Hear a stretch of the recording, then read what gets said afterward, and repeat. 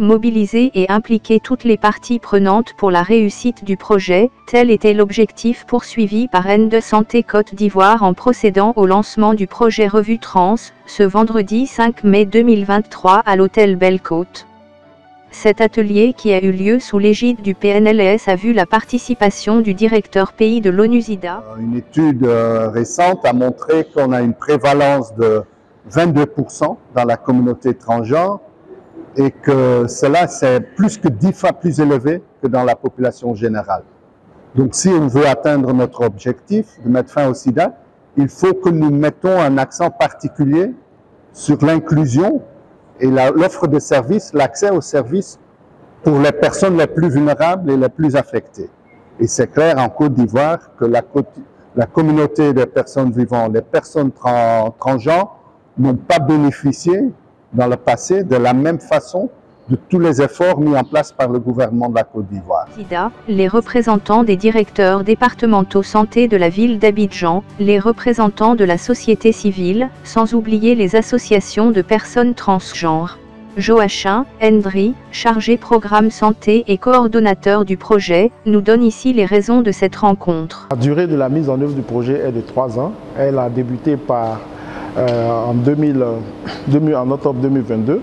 Ce projet est scindé en deux phases. La première phase qui va constituer au renforcement de capacité des 5 organisations partenaires que sont DADI, Transgenres et Droits, Quête Inclusion, Katia et Fondi Gender.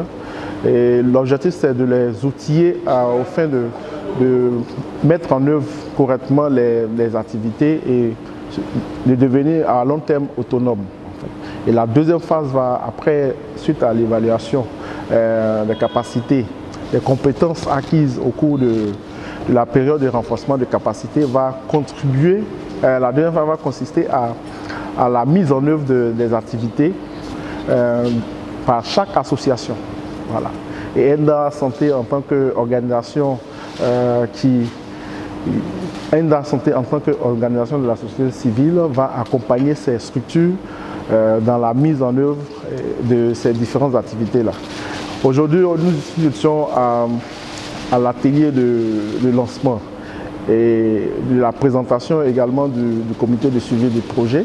L'idée, c'était de présenter le projet à l'ensemble des parties prenantes et afin de les motiver et assurer l'appropriation de ce projet.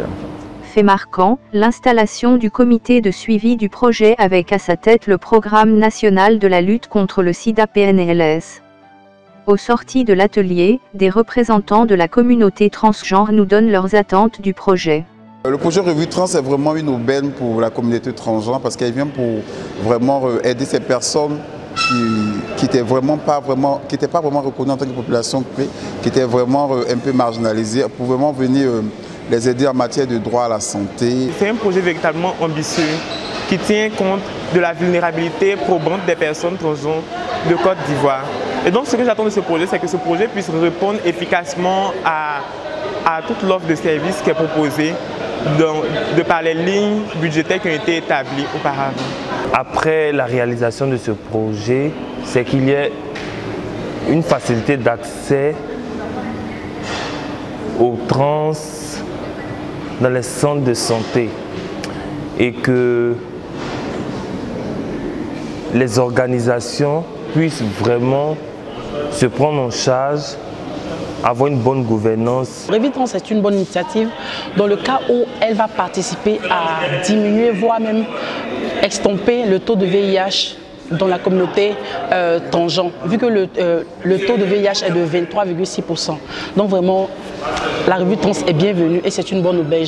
On va s'impliquer, on va se donner, on va s'imprégner du projet et vraiment on va faire notre effort pour donner de bons résultats. Rappelons que Revue Trans est un projet dont l'objectif est de contribuer à un meilleur accès aux services de santé des personnes transgenres à travers le renforcement des capacités des associations identitaires transgenres pour la mise en œuvre d'interventions à haut impact, est financé par Expertise France à travers l'initiative à hauteur de 900 000 € pour une période de 3 ans.